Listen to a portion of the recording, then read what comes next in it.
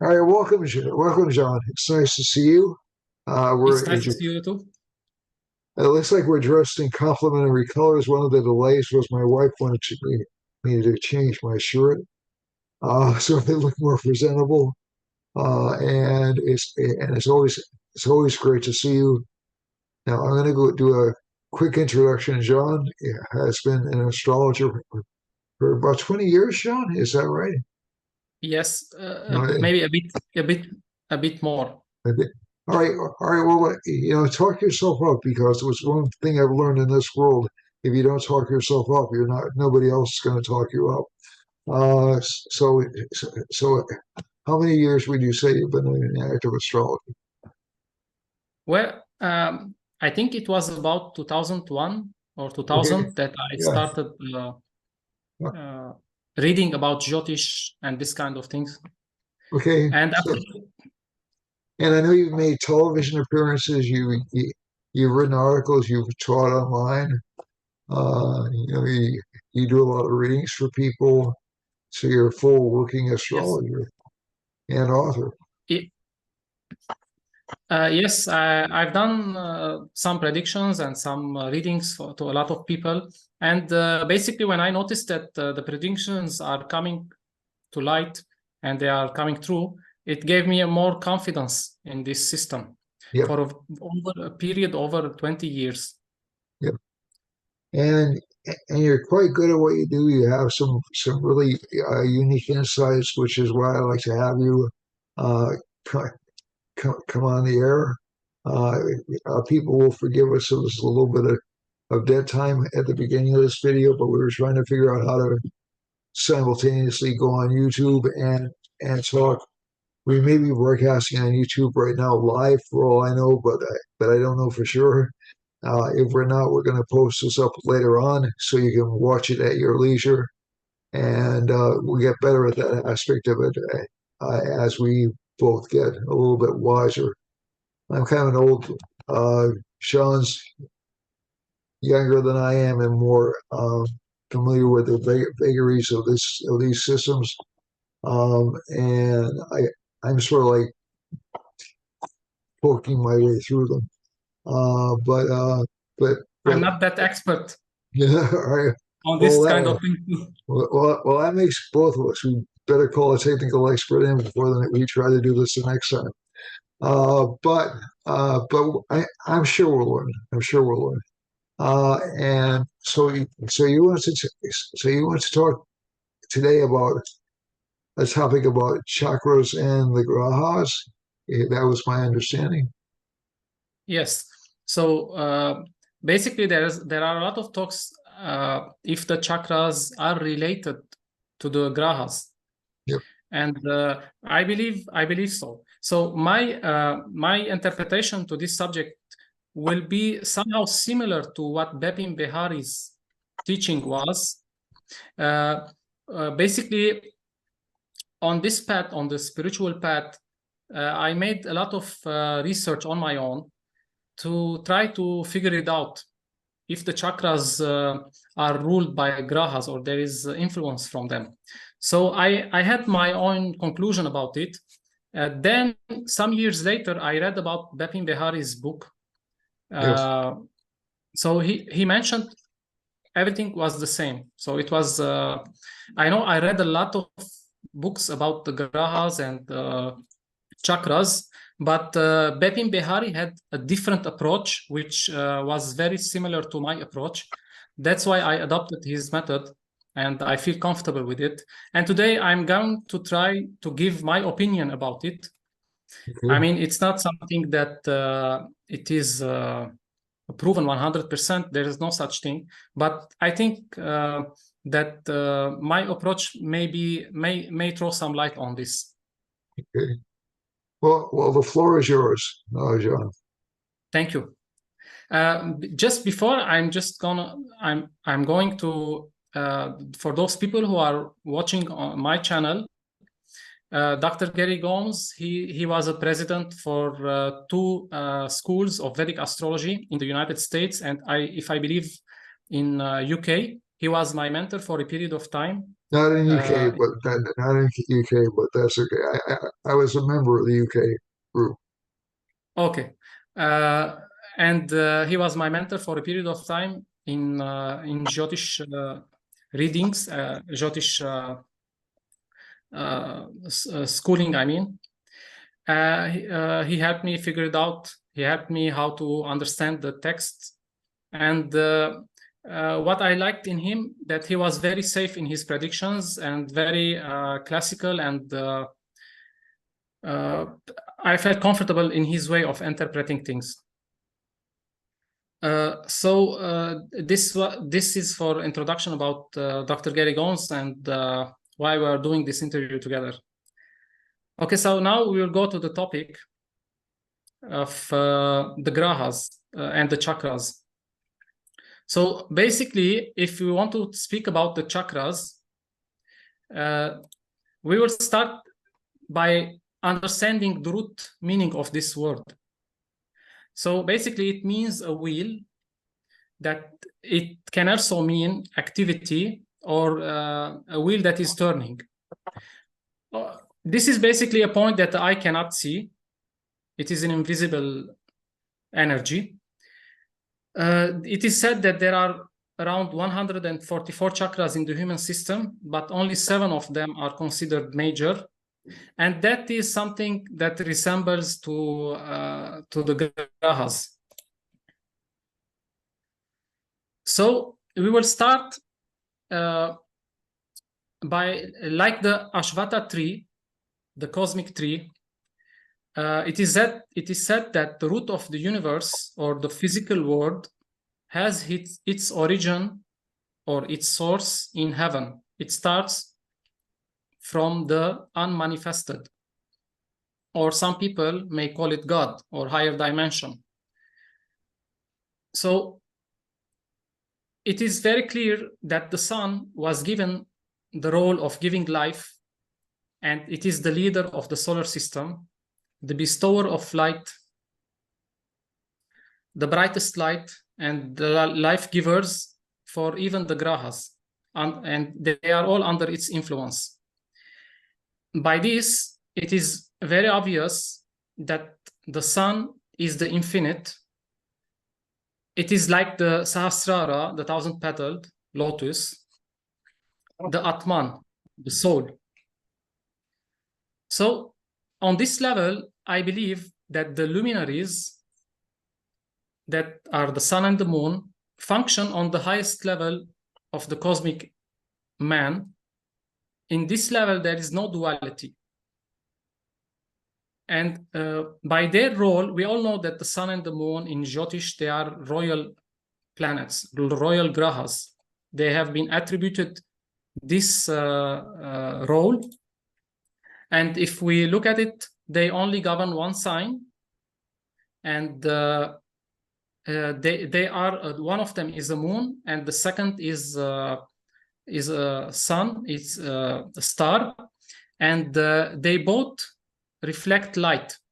One of them, the light is in its nature, and the moon reflects the light of the sun. So those two lights, the great lights, I think they function on the highest level, that is the Sahasrara and Ajna. So the sun, by its own, has leadership qualities. There is also spiritual insights there. This is according to Bepin Behari. It always works from the inside. When the sun is exalted and under benefic influences, it usually gives sense that the soul has reached a mature phase. It can be ready to transcend to other levels. So when the sun is passive,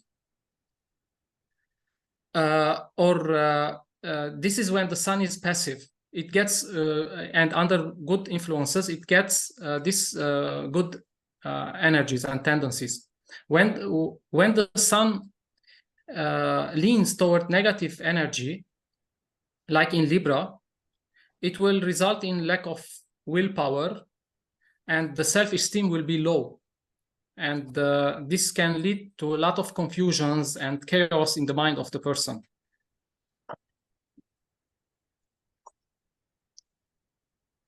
So we will go to the part of to the role of the moon, which in my opinion rules over Anja. The root word of the Chandra means shining or bright or glittering.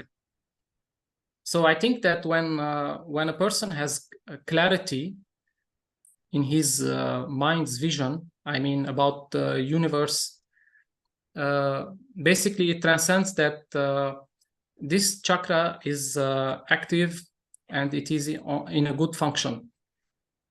So the word literally means, I like to start the chakras from the upper to the lower, because I believe that the human being's origin is in the unmanifested. Everything starts from there. So I like to call the first chakra the sun, that is on the crown. The second one between the eyebrows. So the word translate as authority or command or to perceive. And I think this is the role of the mind. This is the role of the moon in Jyotish. It represents the mind. The mind is the foundation of the power to command. So under benefic influences, the power of the moon and the sun, it gathers wisdom. The moon will start to gather the wisdom, the infinite wisdom from the sun, and it will transcend it to the realm of the moon or the mind. It takes its source from the sun. In this level, one will find nourishment, the real divine tranquility, and the sense of oneness by self-illumination. Still here, there is no duality. I believe that the moon represents the yogis that follow the Jnana Yoga.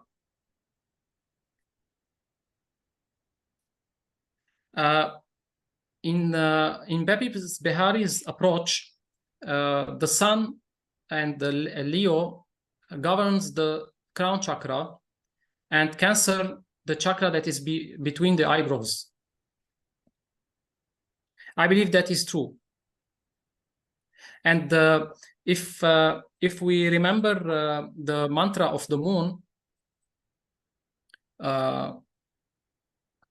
it is mentioned that the moon serves on the ornament of the top of the head of Lord Shambhu. I believe you know about this mantra. So when the moon is passive and its energy leans toward negative, like in Scorpio, it will most probably give some sense of fear from the unknown. I have seen this in many charts where the moon is in Scorpio and there is no benefic aspect or no benefic support. People have a lot of fear from spirits, from unseen things, or from energies. They usually tend to have this fear not only from people, not only from authority or something physical. They usually have a fear from something that is not seen, or something that is not in our reality. I'm not saying that it doesn't exist, but I'm just saying that when the moon is weak, like in Scorpio, people tend to fear from things that we don't see in our five senses. When the moon is active and in positive influence, under positive influence, like in Taurus, it gives a lot of rise to insights that can be translated to scientists or in art or cinema and this kind of things. So after this level, we will reach to the to the level of the third from the upper phase, that is Mercury, which rules the throat chakra. And this is, we call it Vishuddha. The root meaning of the word is to be awakened or to be aware. It is the realm of thoughts and speech. And here starts the duality, the knowledge between the right and wrong, the good and the bad. In the Christian culture or religion, we hear about the story of Adam and Eve, that Adam and Eve fall from heaven after eating from the tree of knowledge. That is the realm of information, which is based on images and memories of physical experiences. Under benefic influences, there will be strong urges to create and express philosophical thoughts and to be pioneer in those fields.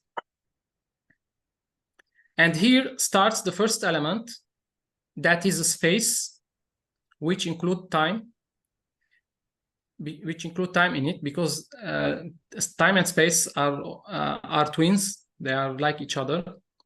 And here also is action, and in action there is time. Because in space, if there is action, there will be time. And we also need to remember that in the hierarchy of the planets, the sun rules everything. The moon plays the role of the queen in Jyotish, and Buddha, Mercury, is the prince. That is like, he comes after the sun and the moon.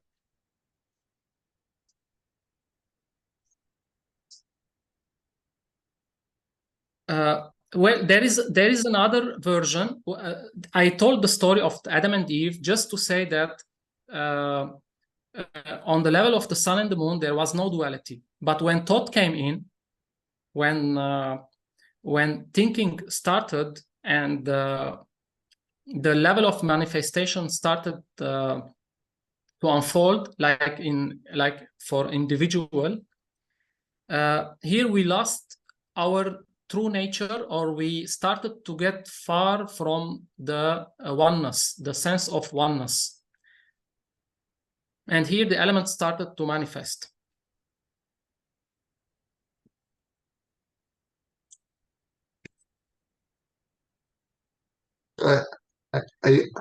I just wanted to point out that one of the approaches that Mr. Rao took when he was first teaching Jyotish was setting up the chart as Sun as Leo and Cancer as the king and the queen of the zodiac, and you had all these extensions upward from that. So that's and also in Shankya Yoga, Shankya is the point of spirit descending into matter.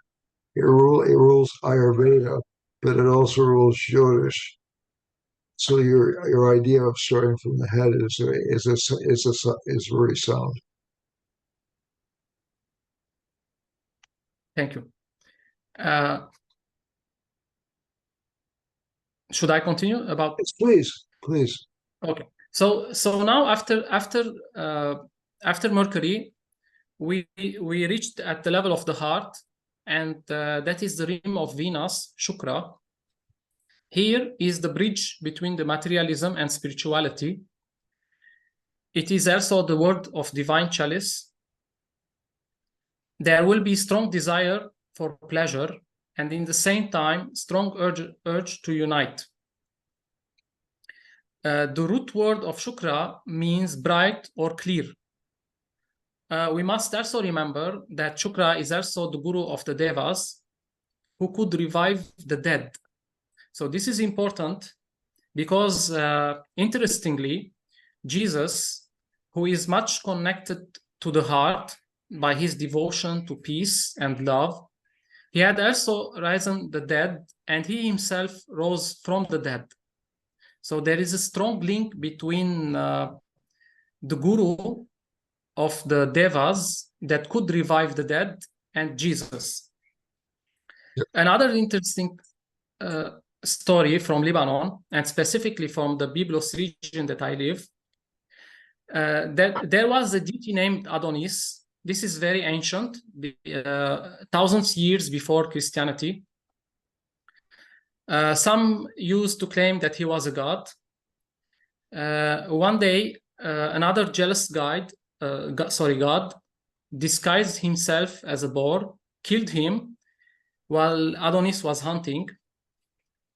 I'm sure a lot of people heard about Aphrodite or Ashtart. They used to be in love. Aphrodite was in love with Adonis. She grieved so much and begged the gods. And after she was begging the gods, he was revived again. So this is in the Greek. Oh, go ahead. I'm sorry, Sean. I interrupted. Okay, so in the Greek and Phoenician tradition, Astarte was linked to Venus. I just want to add one of the pronunciations of Astarte's name is Ishtar, or even Easter, and that's Yes. the time we associate with Christ rising from the dead.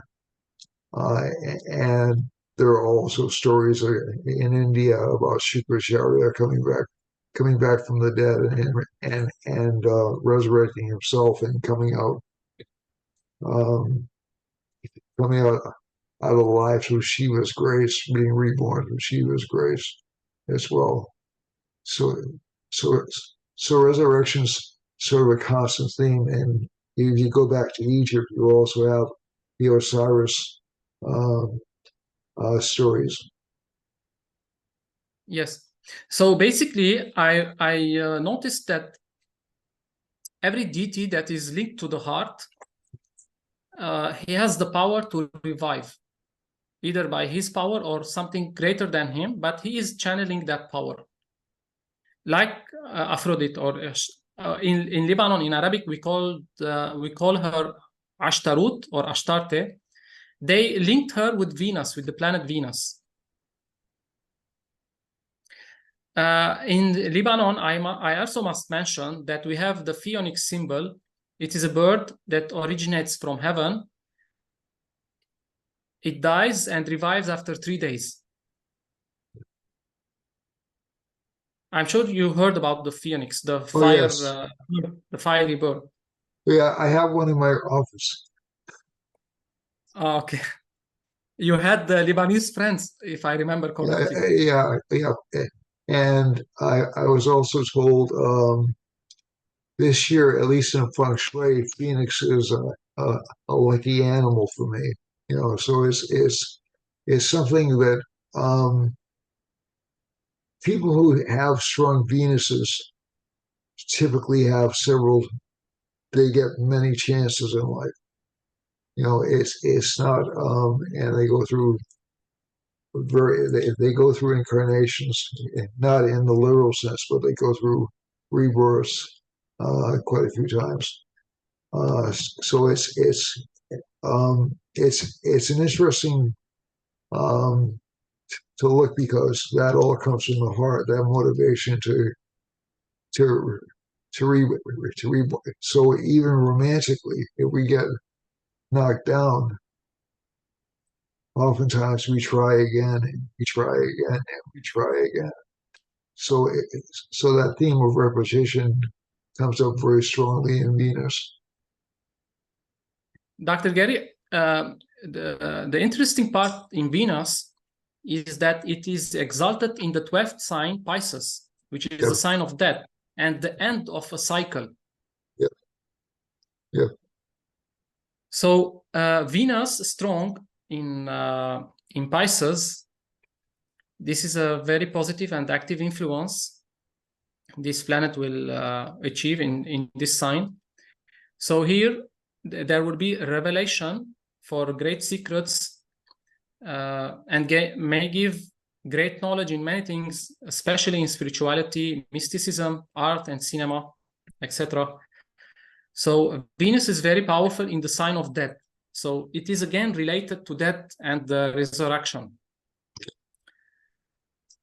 While Venus, We could end up talking about the death rebirth imagery connected with Venus for like really the entire video. So, as a matter of fact, several videos. But uh, so yeah, yeah, it's it's the third brightest object in the sky too. yes, oh, I like to watch the planets in my naked eye, and I can say that Venus is the strongest star in the sky in the evening. Not man, of course, after the moon. We're speaking about normal planets. The sun and the moon are the brightest. Yep. Some claim that Jupiter is the brightest, but in the naked eye, you will see that Venus is very, very bright, Oh yeah, and brighter than Jupiter. you can actually see if you look carefully, you can actually see phases in Venus as well. Venus will sometimes have like little crescents taken off it. So while Venus is composed from passion and love, and it acts very badly in Virgo because like love doesn't understand the realm of the thought and the realm of ideas. Love is just love. It is a strong drive that comes from divine insights. So that's why it doesn't act very well in the realm of the thought.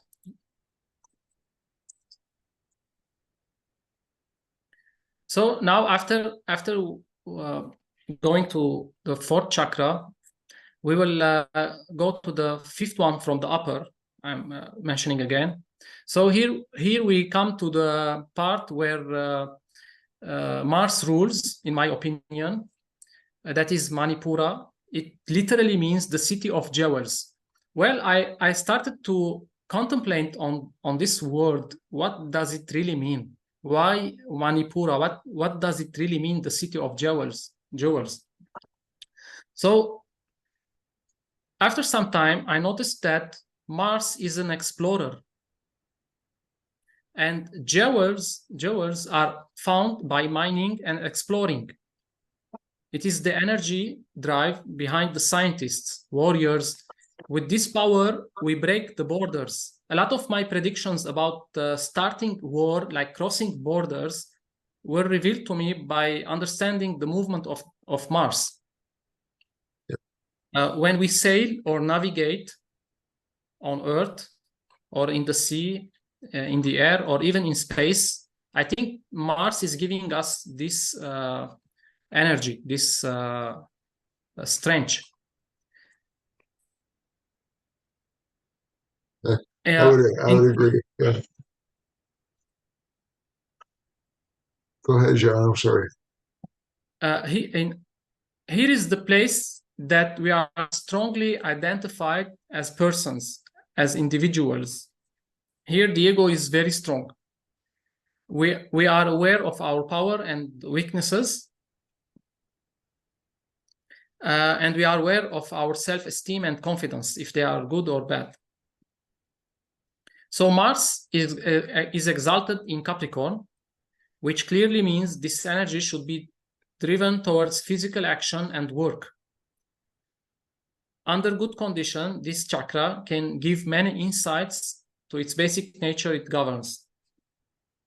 We will find people very successful in those parts and areas of life, those who have Mars exalted. So Mars should always have physical activities, because if this energy is not channeled by physical energies, physical movement or physical work, it will disturb the person. Mars under negative influence may lead to a painful path, especially in science, and people may become aggressive, especially when they are in power, because they don't know how to channel this energy. Yeah, it's all just a footnote. It's also the planet connected with accidents. so essentially that piggybacks on your observation that they may become aggressive or they may even become careless. Yes. You know, So the sixth chakra, in my opinion, is ruled by Jupiter or Brihaspati. Why Jupiter? Because we all know that Jupiter is the protector and he is the teacher and he bestows moral codes and knowledge. The chakra's name is Svadhisthana. It literally means one own abode. So it is also a sacred chakra. If we read about in Rig Veda or in the Vedas or in the Indian traditions and religion, we will notice that this chakra it means the sacred light, and we all know that Brihaspati in the Rig Veda is born from the first light. So analyzing this word and the graha that rules it, I always think about and contemplate that when a person is in the mother's womb, he is protected there by the mother and by the mother's womb. So I think that the protection starts from from the sixth chakra, and this is the role of Brihaspati. He has the power to sustain, and he also rules fluids. And we all know that the baby is surrounded and protected by water in the womb. Here also there will be devotion, there will be religiosity and sustenance. Why? Because a child in his mother's womb will be protected. He will learn the devotion from his mother, especially when his mother takes good care of her baby in the pregnant phase. While under bad influences or phases in the pregnancy, there will be a lot of disturbances. and Jupiter is exalted in Cancer, in the mother's sign. Yeah. That was a very clever thinking about it. While thinking about it, so we will reach to the Muladhara, that is, in my opinion, ruled by Saturn, Shani. So let us think why Shani rules this root chakra. We all know that Saturn is the slowest of the planets, of the grahas, and in the same time it is the farthest, and it is a dark graha. Its color is dark. In the law of vibration, scientifically speaking, the slowest vibration is the closest to physicality. That is, the solid matter has the lowest vibration, the slowest one. So I mean that the slowest moving particle is the solid particle, and this is a scientific fact. So I have come to this conclusion after a lot of observation, and there was something like an intuition inside me that connected the grahas from the sun to Saturn in an order. We are excluding only the moon. Okay, so the sun and the moon rules from the top. Then Mercury, that is the first graha away from the sun, rules the fifth one. The second most far from the sun is Venus, then Mars, then Jupiter, then Saturn. So one time, I mean, maybe more than 20 years ago, I was thinking about the chakras and contemplating on it, and I tried to understand if we can link them. I mean, the planets and the grahas. So there was some insight to me that this is how things are. We take the sun and the moon, and after that,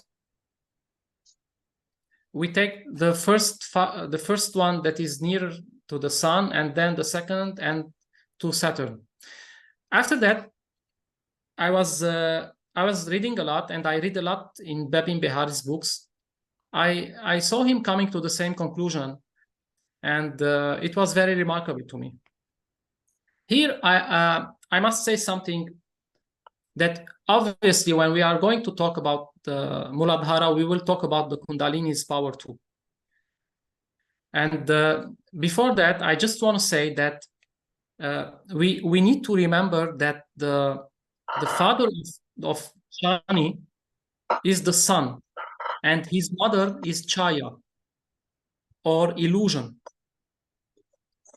So it is true that the physical world is an illusion. Like we all read from the Rig Vedas, or even Patanjali said it, that this world is only real for the non-enlightened people. For the enlightened one, this world is not real. So Shani takes this role. He is a part light and a part illusion. So for the person who is connecting to his true nature or to God, he will come out of this illusion, because Shani is both. He has light inside of him, the seeds of the light, and the seeds of illusion. His mother is illusion, his father is the light, the sun. And here, from this point, the Kundalini start to be activated.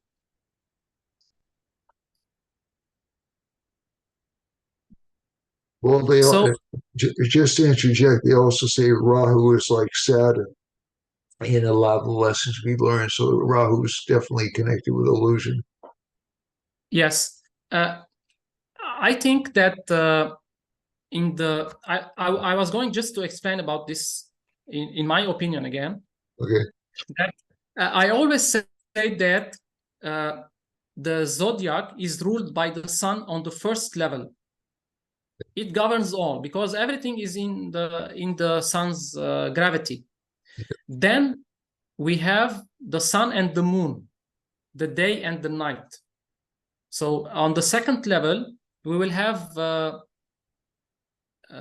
rulership of the sun and the moon. And in the physical body, we know that in the Nadi system, we have the side of the sun and the side of the moon.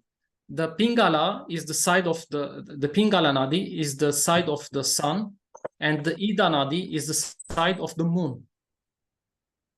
So I believe, I think, I'm not 100% sure about this, that Rahu and Ketu are related to Shushumna Nadi. Yeah, it makes sense.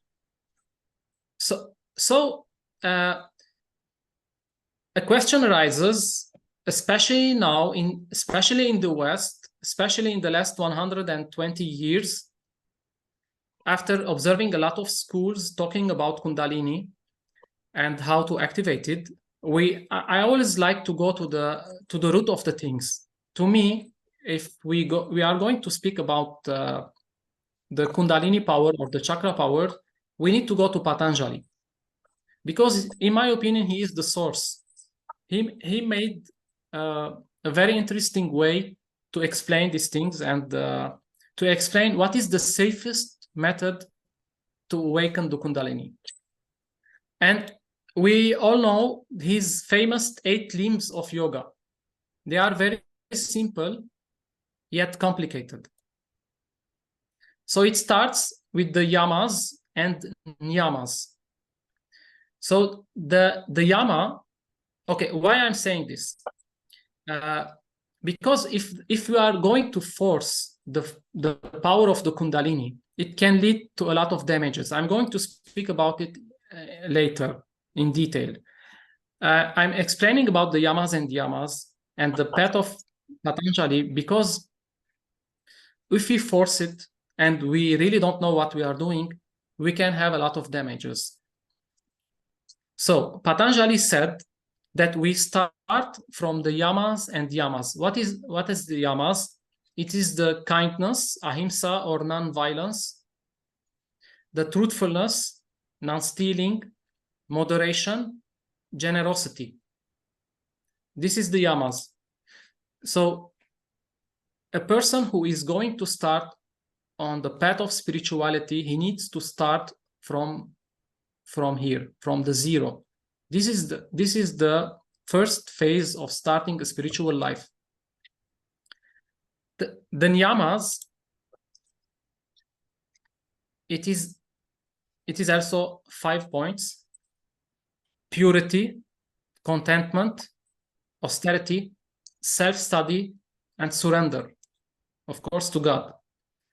So basically, it is very important that those 10 points are always remembered before going to the asanas, pranayama, and the other ones, the other systems of activating the kundalinis. So a lot of schools, I know, they start giving instructions how to activate the kundalini, but they ignore the first two ones. In my opinion, it is very, very important because a lot of people got really damaged from this. In my opinion, and it is from my mentor in spiritual practices, it is not my personal opinion. It is it is the opinion of my mentor in the spiritual realm. He said that the main stream of the Kundalini power should run from the Shushumna Nadi and not by the Ida and Pingala, because the Ida is a fire element and the Pingala is the opposite. Shushumna, it is the path that is between them, and it is the path of the true spirituality. Rahu and Ketu, they act like the power of having desire, and Ketu acts like the power of detachment, of spirituality. So this is why I believe that this concept is true. They also mention in ancient teachings that if this power is ran by other nadis, it creates imbalances, sometimes hallucinations, and severe psychological damages. I think this is true, very true, because in my experience, I noticed a lot of people that forced their kundalini, ignoring the yamas and yamas, and they had a lot of mental damage. Some people started hallucinating. Some people started having unreal thoughts. This is why we always say that the yamas and yamas are very important. Can I make an observation, John? Yes. I I I I think that sometimes when people get on a spiritual path, and this is true for I think this is true for anybody, there's a great deal of impatience to get to God, to get to God, to get to God. And the thing of it is, we have Rahu. Rahu is really the planet most responsible for reincarnation. That's these the unfulfilled ambitions or desires that we're bringing into the world. We have to figure out a way to at least ameliorate those before we start trying to elevate ourselves, because they'll just essentially I think we'll feel ourselves out of harmony if we don't acknowledge what we still want. The other thing, and I think the yamas and the niyamas, this is just my opinion, are about creating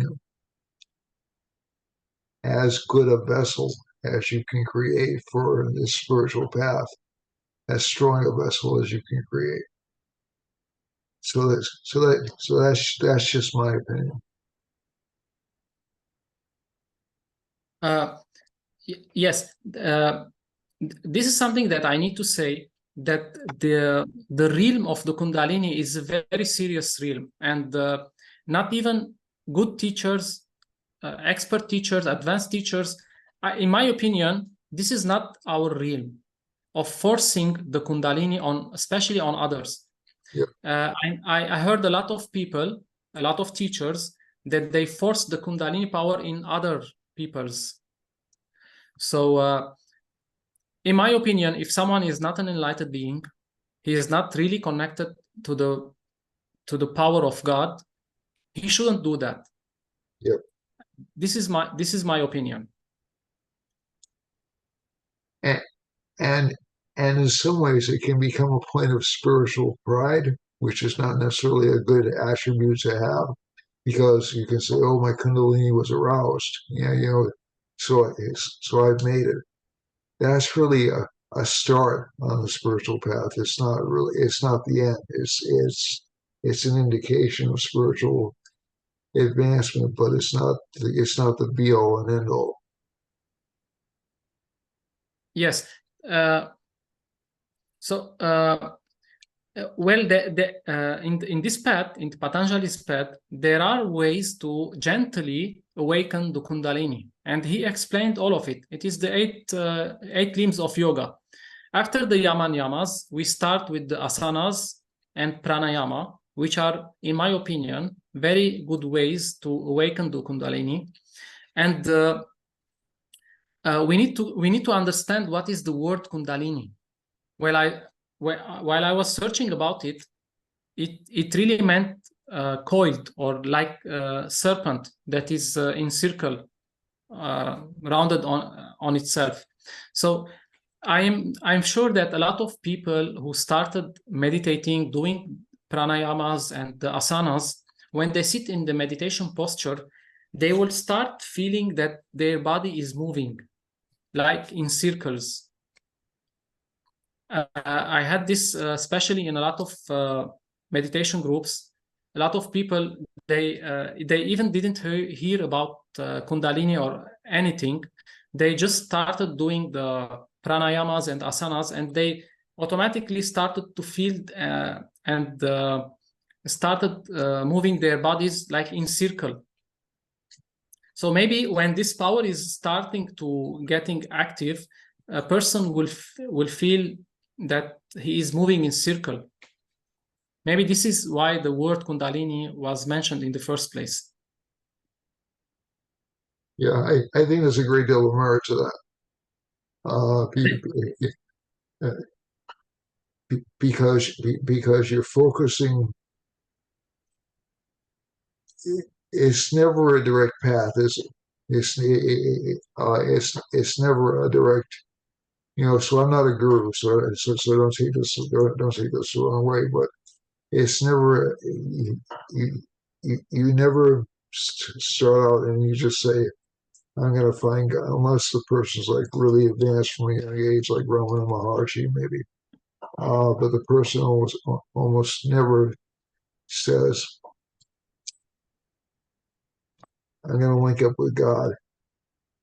We have all these habits, all these customs, all these limitations of our body, our environment, and they're put in place for a reason. They're put in place because of maybe past karmas, um, and and they're there for a reason. So essentially, and they can be a trap, but they can also be a ladder. So I think it's it's tempting to say I'm enlightened, and I have a direct path, but you're reorienting yourself to a different state of being. It's not going to be without some kind of reorientation or recircling or rediscovery. Yes. Before I forget about it. Please, Uh, I don't want to break your train of thought. no, in this gentle way of awakening the Kundalini, that they are the pranayamas and asanas, there is something called the locks or bandhas. So they are basically locking the energy in a specific part in the body, and then they release it, and it serves as a technique of making the energy active more. So this is also part of this is also called a gentle way of activating the chakras. And I must also say this, that we shouldn't be very hasty about it. I know when I started, I did a lot of things 25 years ago. I started in the spiritual path. I was very curious. I was very urging to know more, to experience something. And some things did happen at that time, some things that are not from this world. But forcing it, I don't believe in forcing it. We Yep. should go easy on it. So that we stay on the true path, on the right path. So I'm going to try to link the yogas with the planets, because we all know that there are many yogas. There is the Raja Yoga. I believe it is related to the sun. It means royal. Yep.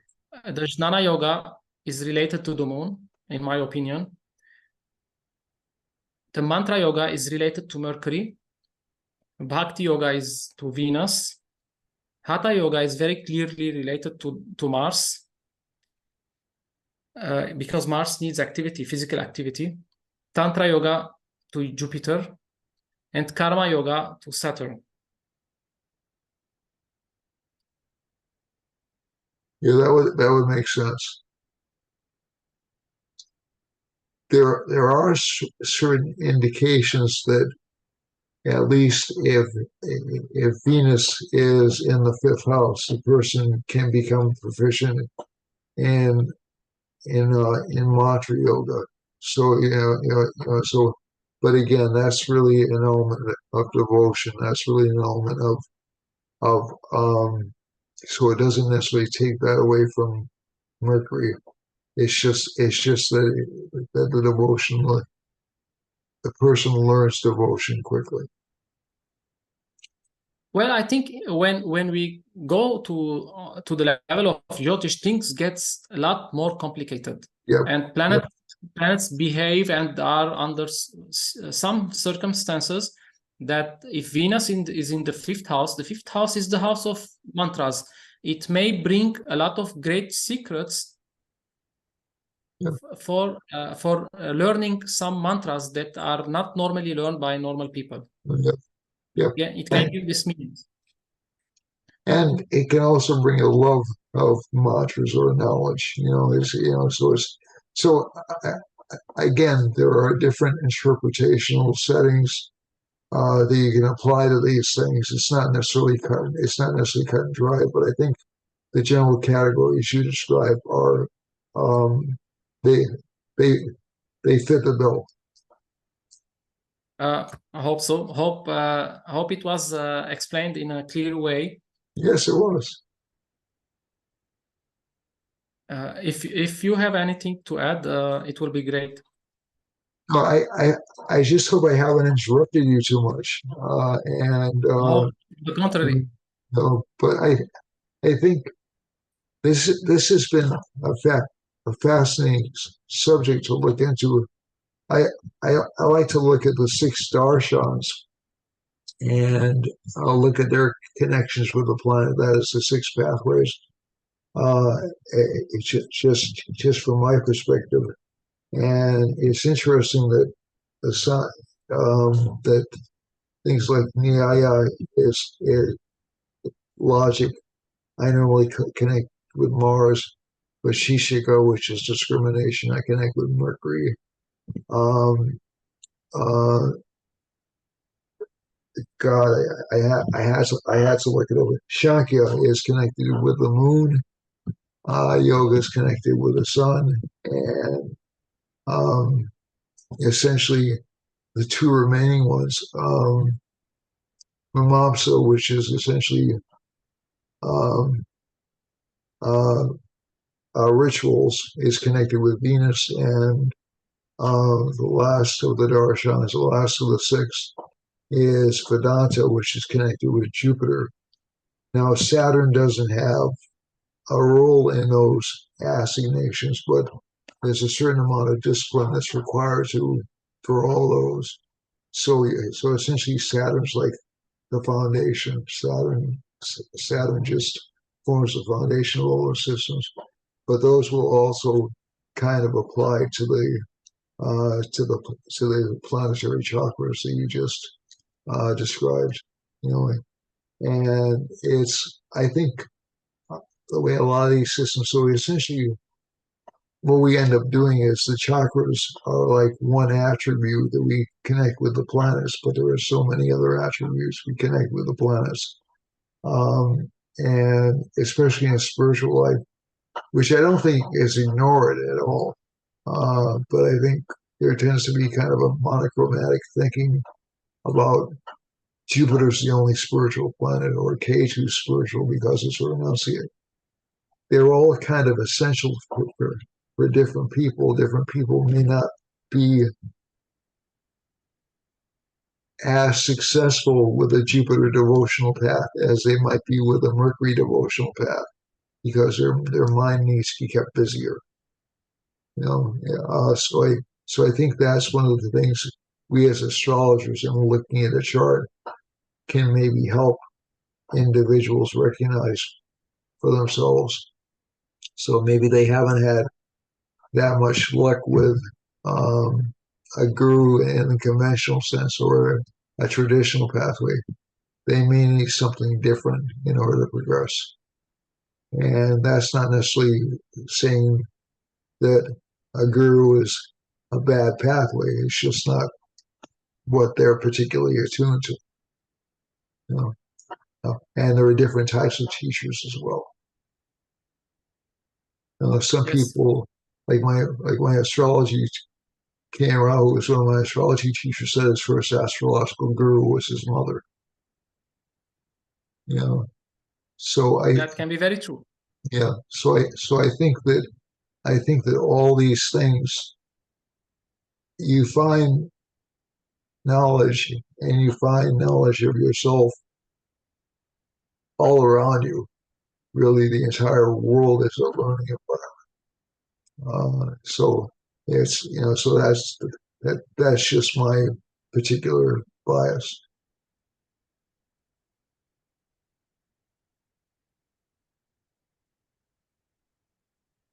Thank you. All right, thank you, Sean. As always, it was enlightening and very entertaining. Thank you very much. You're a very Thank you for smart, you're being. a very smart individual. Thank you. You are very smart too. I know it from the predictions when even before Corona, you said something about some virus that was going to go and start. I remember it. You made an interview about it few months before the pandemic. You were talking about Ketu and about how it is related to viruses, and it was going near Saturn and this kind of things. Well, thank you, So, thank you.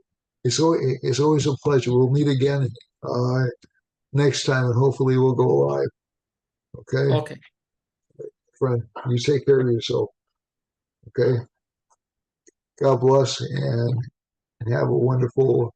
It's Labor Day weekend over here. I know you don't have that holiday in Lebanon, but it's Labor Day weekend here, so we have a 3 day weekend here. Okay. Yeah, Good it's a for you. holiday. Yeah, it's a holiday weekend here. But I do wish you blessings and good luck and prosperity and happiness and spirituality.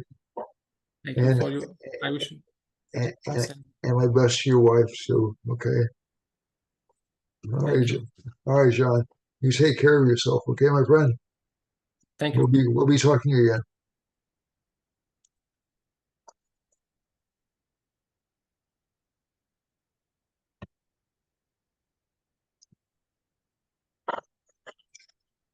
Stop.